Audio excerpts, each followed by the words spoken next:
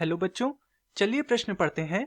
प्रश्न में दिया है पीसीआर में डीएनए उपक्रामकों यानी कि प्रोब्स को विस्तृत किस प्रकार किया जाता है। अर्थात इस प्रश्न में हमसे पीसीआर यानी कि पॉलीमरेज श्रृंखला अभिक्रिया के कार्यविधि के विषय में पूछा गया है। तो इस प्रश्न की मुख्य अवधारणा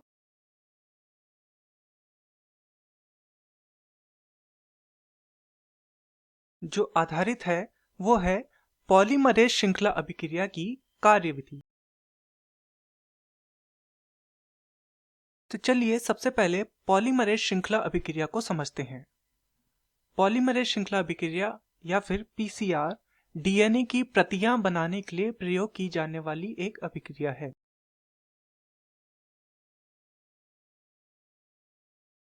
इस अभिक्रिया में मुख्यतः 3 चरण होते हैं। तो चलिए एक एक करके सभी चरणों को समझते हैं। सबसे पहला चरण है निष्क्रियकरण।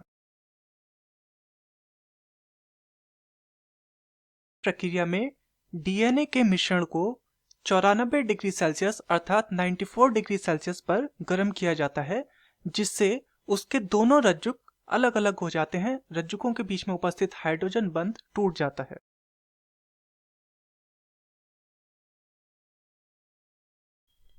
जब रज्जुक बंध आपस से टूट जाते हैं, दोनों रज्जुक अलग अलग हो जाते हैं, तब अगली प्रक्रिया आती है जिसका नाम है तापानुशीलन।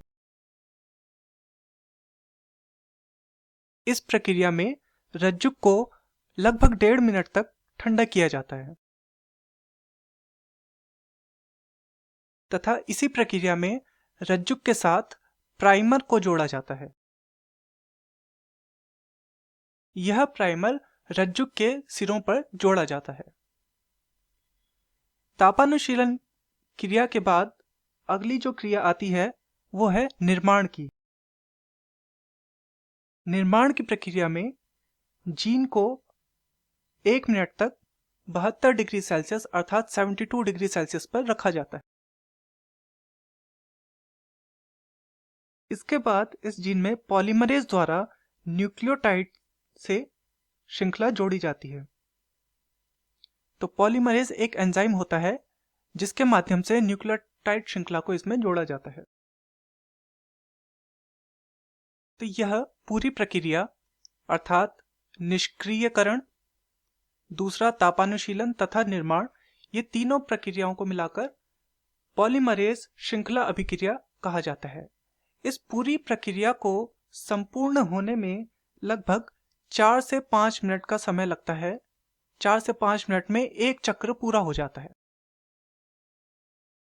तथा प्रत्येक चक्र के पूर्ण होने पर हमारे पास जो डीएनए है उसकी मात्रा 2 गुनी हो जाती है। इस प्रकार से हम वांछित डीएनए की अनेक प्रतियां बना सकते हैं। तो प्रश्न में हमसे पूछा था पीसीआर में डीएनए उपक्रामकों को विस्तृत किस प्रकार से किया जाता है।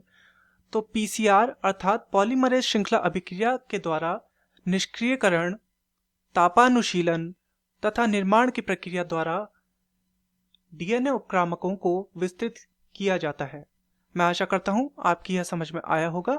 धन्यवाद।